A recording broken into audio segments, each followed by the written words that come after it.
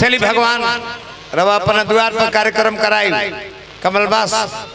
और लंगड़ के दोनों जना के एक कैसे के लंगड़ी घोड़ी पर बैठे तो हमारा बड़ा मजा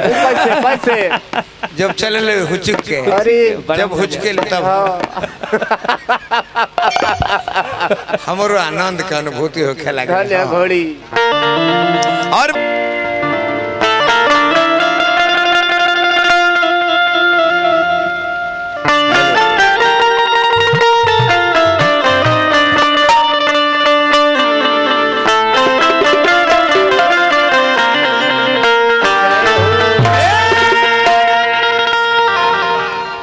आई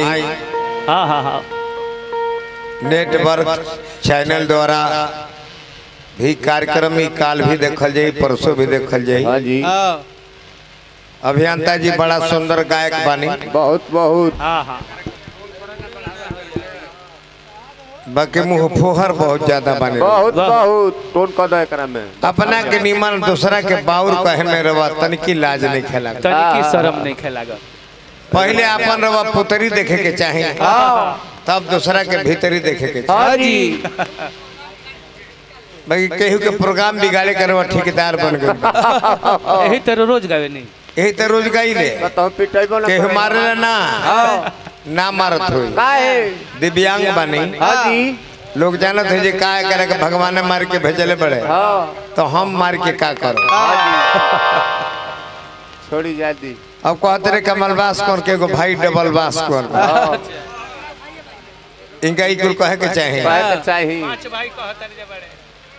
हम अकेले बानी हाँ एगो भाई रहले हाँ उनका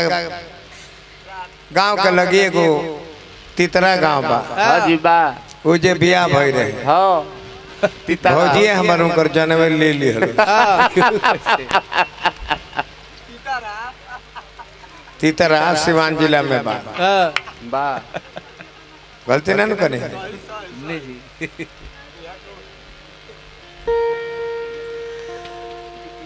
पढ़ाने में जिनको जमाने लगे हैं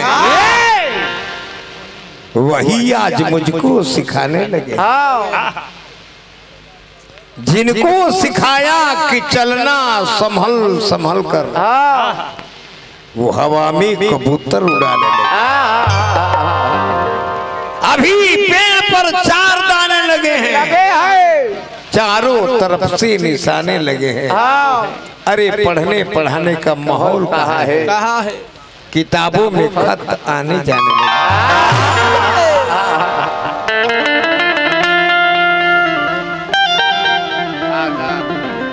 दीदी जनता के सेवा पहले करी है हाँ जी जय हो जीत गए के बाद हाँ गली नाली बनेबन तो तरह के वोट ना मिली हाँ जी कुछ मत बने है हाँ खाली जब जीत जे है नो हाँ जी तो 5 दिन भोज हुमच हुमच करा दे हो गली बना दे बनू मैं वोट नहीं खे नहीं खे नली बना देबो मैं वोट नहीं खा मैं अपन अनुभव कहता हाँ जी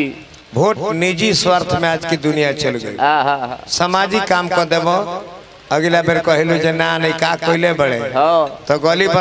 बन हमारा के का देला बड़े अरे महाराज तो केहू के देवे खातिर होए समर्थ तो दी है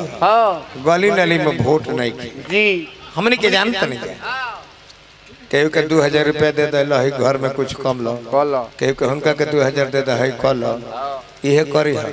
गली नली के फेरे में मत रही और बा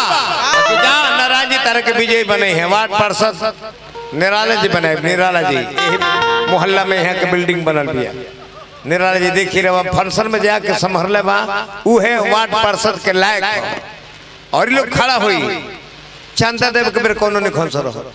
दुर्गा जी पूजा होता तो केहू बुझाते नहीं कि हम प्रत्याशी हैं